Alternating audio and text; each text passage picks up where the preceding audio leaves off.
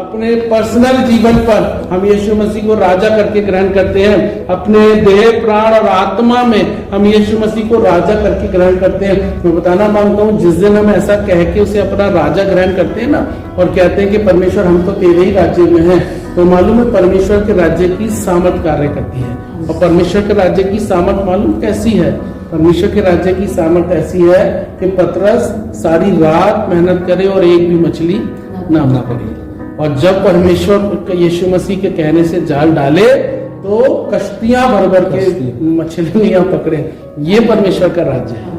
कि जब हम मान लेते हैं कि परमेश्वर हमारा राजा है, तो हमारे घर में, हमारी पर्सनल जिंदगी में और हमारी जिंदगी के हर एक हिस्से में असंभव चीजें भी संभव। कहना ये मांग रहा हूं कि वो टाइम के बंधन से निकल जाती हैं।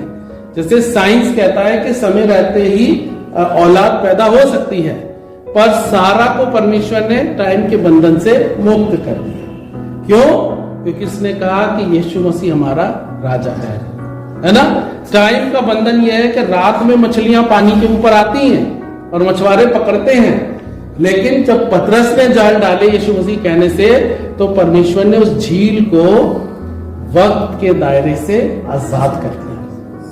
वक्त का दायरा खुदा के यहाँ चलता नहीं है, पर खुदा की अद्भुत सामर्थ कार्य करती, क्योंकि उस समय वो राजा है। जब हम अपना राजा किसी और को बना लेते हैं, पैसे को बना लेते हैं, तो वही पैसे की भी एक लिमिट है। हम अपनी एजुकेशन को राजा बना लेते हैं, तो एजुकेशन की भी एक लिमिट है। हम किसी और ख्याल को, अपनी ताकत को, अपने जोर को राजा बना लेते हैं, तो उसकी भी एक लिमिट है। पर सेनाओं की यहोवा प्रभु यीशु मसीह की कोई लिमिट नहीं। हाँ, तो उसे वक्त अपने में बांध के रख सकता है। इसलिए वो जब आता है ना किसी की जिंदगी में राजा बन के, तो वो सोच समझ और कल्पनाओं से परे काम करता है, कहता है ना, और हानि के काम नहीं करता, वरन लाभ ही के काम करता है, और ऐसी अद्भुत योजना वो बनाता है। ऐसा महसूस होता है कि बंधन जो है वो टूट रहे हैं और श्रापों से रिहाई आ रही है, क्योंकि मसीह क्या है?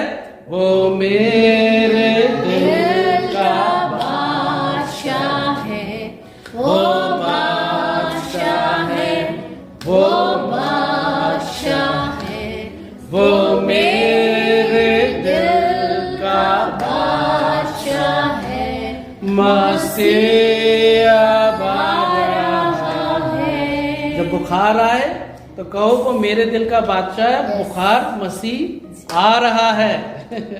जब विपरीत परिस्थिति हो तो बताओ कि वो मेरा बादशाह है और अब मसीह आ रहा है, क्योंकि मसीह जब आएगा तो सबको वहां से भागना पड़ेगा। याद दिलाए बार अपने देह प्राण आत्मा को कि मसीह अब आ रहा है। अब तुम्हारी खैर नहीं है, क्योंकि वो मेरा बादशाह है और मेरा मसीह अब